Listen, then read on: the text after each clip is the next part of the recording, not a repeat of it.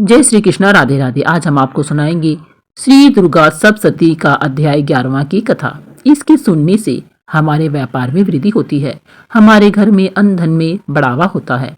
श्री माता रानी हम पर विशेष कृपा बरसाती है। जो देवी सब प्राणियों में लक्ष्मी रूप में स्थित है, उनको हम नमस्कार करते हैं, उनको बारंबार हम नमस्कार करते हैं। माता रानी जिस पर प्रसन्न होती है, उसकी किस्मत के दरवाजे खुल जाती हैं। माता दुर्गा आदि शक्ति है, उनके प्रसन्न होने पर लक्ष्मी भी स्वयं ही प्रसन्न हो जाती है। माता की कृपा पाने के लिए नवरात्रों में या किसी भी दिन दुर्गा सप्तशती का पाठ एक बड़ा ही अचूक उपाय है। दुर्गा सप्तशती का पाठ माँ दुर्गा के प्रादुर्भाव और उनके द्वारा राक्षसों के संहार की रोचक और पुण्यदायिनी कथा है। इसके बार बार पठन और श्रवण से माता की असीम कृपा प्राप्त होती है। माता प्रसन्न होकर प्रत्येक प्रकार का सुख प्रदान करती है। 11वें अध्याय का पाठ व्यापार कारोबार में तरक्की व सुख संपत्ति की प्राप्ति के लिए किया जाता है। कारोबार में हानि हो रही है, पैसा नहीं रुकता या बेकार के कामों में नष्ट हो जाता है, तो इस अध्याय का प्रतिदिन हमें अवश्य ही पाठ करना चाहिए और माता रानी इससे हमारी मनोकामना पूरी करती है और हमारे कारोबार में वृद्धि करती है। श्री दुर्गा सप्तशती के 11वें अध्याय में हम आज आपको बस सुनाएंगे देवताओं द्वारा देवी की स्तुति और देवी के द्वारा देवताओं को वरदान देना। ऋषि कहते हैं, देवी के द्वारा वहां महादैत्यपति शुंभ के मारे जाने पर इंद्र आदि देवता अग्नि को आगे करके उन कात्यायनी देवी की स्तुति करने लगे। उस समय अभीष्ट की प्राप्ति होने से उनके मुख कमल दमन उठे और उनके प्रकाश से दिशाएं भी जगमगा उठी थी। देवता बोले, शरणागत की पीड़ा दूर करने वाली देवी, हम पर प्रसन्न हो जाओ। संपूर्ण जगत की माता प्रसन्न हो। विश्वेश्वरी, विश्व की रक्षा करो, हमारी रक्षा करो। देवी, तुम ही चराचर जगत की आदिश्वरी हो। तुम इस जगत का एकमात्र आधार हो, क्योंकि पृथ्वी रूप में तुम्हारी ही स्थिति है। देवी, तुम्हारा पराक्रम अलंघनीय है। तुम ही जल रूप में स्थित होकर संपूर्ण जगत को तृप्त करती हो। तुम अनंत बल संपन्न वैष्णवी शक्ति हो। इस विश्व की कारणभूता परा माया हो। देवी, तुमने इस समस्त जगत को मोहित कर रखा है। तुम ही प्रसन्न होने पर इस पृथ्वी पर मोक्ष की प्राप्ति कराती हो। देवी, संपूर्ण विद्याएं तुम्हारे ही सब भिन्न भिन्न स्वरूप है। जगत में जितनी स्त्रियां हैं, वे सब तुम्हारी ही मूर्तियां हैं। जगदम्बे, एकमात्र तुमने ही इस विश्व को व्याप्त कर रखा है। तुम्हारी स्तुति क्या हो सकती है। तुम तो सत्वन करने योग्य पदार्थों से परे एवं परावाणी हो। जब तुम सर्वस्वरूपा देवी सर्व तथा मोक्ष प्रदान करने वाली हो, तब इसी रूप में तुम्हारी स्तुति हो गई। तुम्हारी स्तुति के लिए इससे अच्छी उक्तियां और क्या हो सकती हैं। बुद्धि रूप में सब लोगों के हृदय में विराजमान रहने वाली तथा सर्ग एवं मोक्ष प्रदान करने वाली नारायणी देवी, तुम्हें हम बार बार नमस्कार करते हैं, बारंबार नमस्कार करते हैं। कला काष्ठा आदि के रूप में कर्मशय परिणाम अवस्था परिवर्तन की ओर ले जाने वाली तथा विश्व का उपसंहार करने में समर्थ नारायणी, तुम्हें नमस्कार है। नारायणी, तुम सब प्रकार का मंगल प्रदान करने वाली मंगलमयी हो, कल्याणदायिनी शिवा हो। सब पुरुषार्थ को सिद्ध करने वाली शरणागत वत्सला, 3 नेत्रों वाली एवं गौरी हो। तुम्हें नमस्कार है। तुम सृष्टि पालन और संहार की शक्ति भूता सनातनी देवी, गुणों का आधार तथा सर्वगुणमयी हो। नारायणी, तुम्हें नमस्कार है। शरण में आए हुए दीनों एवं पीड़ितों की रक्षा में संलग्न रहने वाली तथा सबकी पीड़ा दूर करने वाली नारायणी देवी, तुम्हें बारंबार नमस्कार है।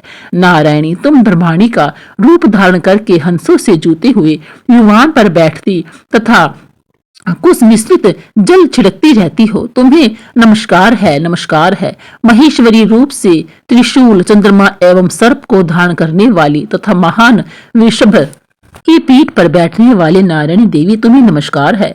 मोरों और मुर्गों से घिरी रहने वाली तथा महाशक्ति धारण करने वाली कौमारी रूप धारणी निष्पापे नारायणी, तुम्हें नमस्कार है।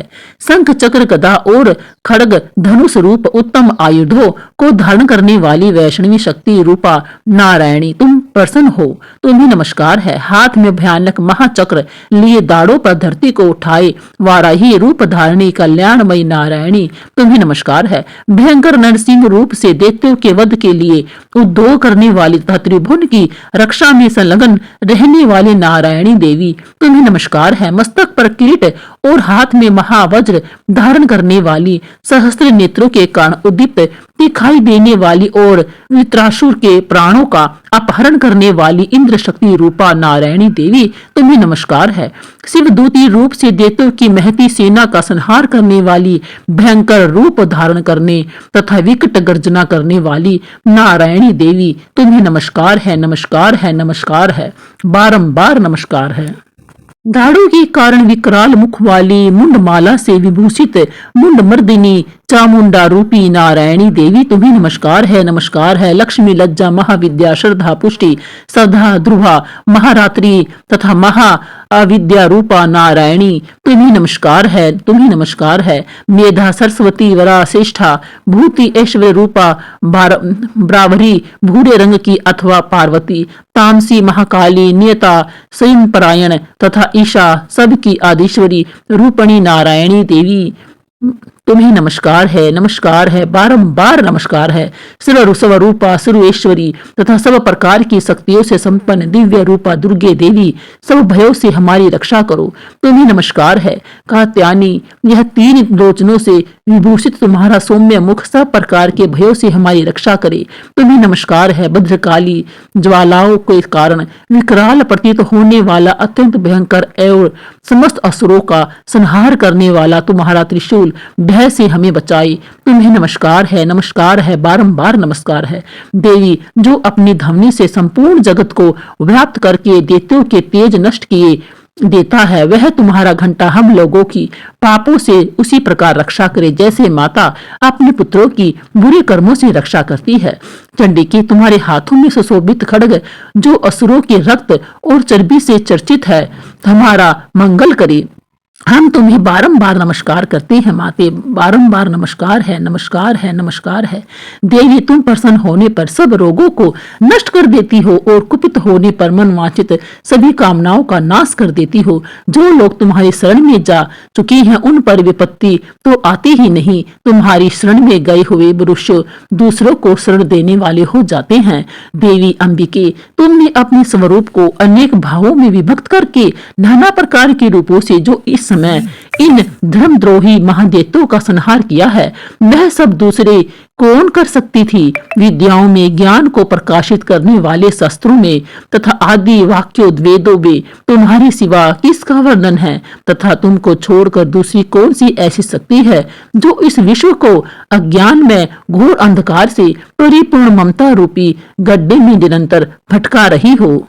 जहाँ राक्षस, जहाँ भयंकर विष वाले सर्प, जहाँ शत्रु, जहाँ लुटेरों की सेना और जहाँ दावानल हो वहां तथा समुद्र के बीच में भी साथ रहकर तुम विश्व की रक्षा करती हो। विश्वेश्वरी तुम विश्व का पालन करती हो, विश्व रूपा हो इसलिए संपूर्ण विश्व को धारण करती हो। तुम भगवान विश्वनाथ की भी वंदनीय हो। जो लोग भक्ति पूर्वक तुम्हारे सामने मस्तक झुकाते हैं वे संपूर्ण विश्व को आश्रय देने वाले हो जाते हैं। देवी प्रसन्न हो। जैसे इस समय असुरों का वध करके तुमने शीघ्र ही हमारी रक्षा की है उसी प्रकार सदा हमें शत्रुओं के भय से बचाओ। संपूर्ण जगत का पाप नष्ट कर दो और उत्पात एवं पापों के फल स्वरूप प्राप्त होने वाले महामारी आदि बड़े बड़े उपद्रवों को शीघ्र ही दूर करो माँ। विश्व की पीड़ा दूर करने वाली देवी हम तुम्हारे चरणों पर पड़े हुए हैं। हम पर प्रसन्न हो। त्रिलोक निवासियों की पूजनीय परमेश्वरी सब लोगों को वरदान दो। देवी बोली देवताओं मैं वर देने को तैयार हूँ। तुम्हारे मन में जिसकी इच्छा हो वह वर मांग लो। संसार के लिए उस उपकारक वर को मैं अवश्य ही दूंगी। देवता बोली सुरेश्वरी तुम इसी प्रकार तीनों लोकों की समस्त बाधाओं को शांत करो और हमारे शत्रुओं का नाश करती रहो। देवी बोली देवताओं व्यवस्था मनवंतर के 28वें युग में शुभ और निशुभ नाम के 2 अन्य महादैत्य उत्पन्न होंगे। तब मैं नंद गोप के घर में उनकी पत्नी यशोदा के गर्भ से अवतीर्ण हो विंध्याचल में जाकर रहूंगी और दोनों असुरों का नाश करूंगी। फिर अत्यंत भयंकर रूप से पृथ्वी पर अवतार ले मैं विप्रचित नाम वाले दानवों का वध करूंगी। उन भयंकर महादैत्यों को भक्षण करते समय मेरे दांत अनार के फूल की भांति लाल हो जाएंगे। तब स्वर्ग में देवता और मृत्युलोक में मनुष्य सदा मेरी स्तुति करते हुए मुझे रक्त दंतिका कहेंगे। फिर जब पृथ्वी पर 100 वर्षों के लिए वर्षा रुक जाएगी और पानी का अभाव हो जाएगा, उस समय मुनियों के सत्वन करने पर मैं पृथ्वी पर आयोनिजा रूप से प्रकट होंगी और 100 नेत्रों से मुनियों को देखूंगी। अतः मनुष्य शताक्षी इस नाम से मेरा कीर्तन करेंगे। देवताओं, उस समय मैं अपने शरीर से उत्पन्न हुए सांकों द्वारा समस्त संसार का भरण पोषण करूंगी। तब तक वर्षा नहीं होगी, तब तक वे शाक ही सबके प्राणों की रक्षा करेंगे। ऐसा करने के कारण पृथ्वी पर शाकंभरी के नाम से मेरी ख्याति होगी। उसी अवतार में मैं दुर्गम नामक महादैत्य का वध भी करूंगी। इससे मेरा नाम दुर्गा देवी के रूप में प्रसिद्ध होगा। फिर मैं जब भीम रूप धारण करके मुनियों की रक्षा के लिए हिमालय पर रहने वाले राक्षसों का भक्षण करूंगी, उस समय सब मुनि भक्ति से नतमस्तक होकर मेरी स्तुति करेंगे। तब मेरा नाम भीमा देवी के रूप में विख्यात होगा। जब अरुणा नामक दैत्य तीनों लोकों में भारी उपद्रव मचाएगा, तब मैं तीनों लोकों का हित करने के लिए 6 पैरों वाले असंख्य भ्रमरों का रूप धारण करके उस महादैत्य का वध करूंगी। उस समय सब लोग भ्रामरी के नाम से चारों ओर मेरी स्तुति करेंगे। इस प्रकार जब जब संसार में दानवी बाधा उत्पन्न होगी, तब अवतार लेकर मैं शत्रुओं का संहार करती रहूंगी।